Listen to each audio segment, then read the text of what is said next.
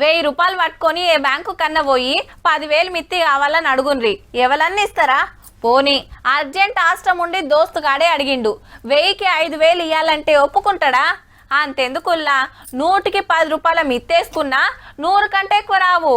ఆ సొంటిది ఎవడో తెలియదు, ఎక్కడుంటాడో తెలియదు. గాడెవడో ఇస్తాడంటే ఆన్లైన్లో నమ్మి ఉత్తగానే ఆగమైతుండిరి.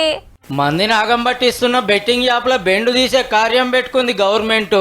అసెంబ్లీలో సీఎం రేవంత్ రెడ్డి సారే చెప్పిండు, స్పెషల్ ఇన్వెస్టిగేషన్ టీంను ఏర్పాటు చేస్తున్నాము. తద్వారా అందరినీ కఠినంగా అణచివేయడమే కాకుండా చర్యలు తీసుకుంటామని తమ ద్వారా తెలియదలుచుకున్న అధ్యక్ష. గా యాప్లు నడిపేటోళ్ళు వాటిని పబ్లిసిటీ చేసేటోళ్ళను ఎవ్వరు నిడిచిపెట్టరట. తప్పు చేసిండ్రని తెలిస్తే 2 ఏళ్ల శిక్ష పడే రూలే ఉన్నది. ఇసొంటోళ్ళక జాలది శిక్షలు పెంచడానికి కొత్త చట్టం తెస్తామన్నాడు.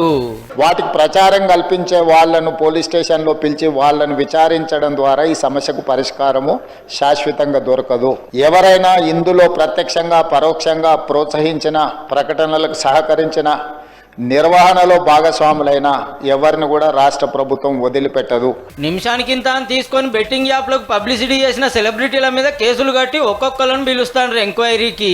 కొందరు హైకోర్టుకు పోతే కొందరు బయట దేశాలకు పరారైనరు భయానికి.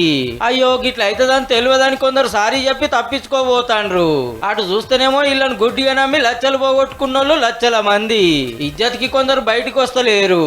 అప్పులు తెచ్చి బెట్టింగ్ పెట్టిన వాళ్ళు ఆస్తులు అమ్ముకున్నా సాలకుంటే పానాలు తీసుకునే కథ కావాలి. ఇక యాప్ల పని పట్టేదానికి గసొంటి ఎంకరేజ్ చేసేటోళ్ళ సంగతి చూస్తానికి గొట్టు శిక్షలతోటి కొత్త చట్టం తెస్తారట. చెప్పున్నే ఈ పని అప్పట్లోనే చేసుంటే వాళ్ళు ఇంతమంది ఆగం కాకపోతుండే. వ్యసనాలకు తెలంగాణలో తావు లేదు. గంజాయికి, డ్రగ్స్ కి, కొకైన్ కి, కెసినో వాళ్ళకి, కోళ్ల పందాలకి తెలంగాణలో తావు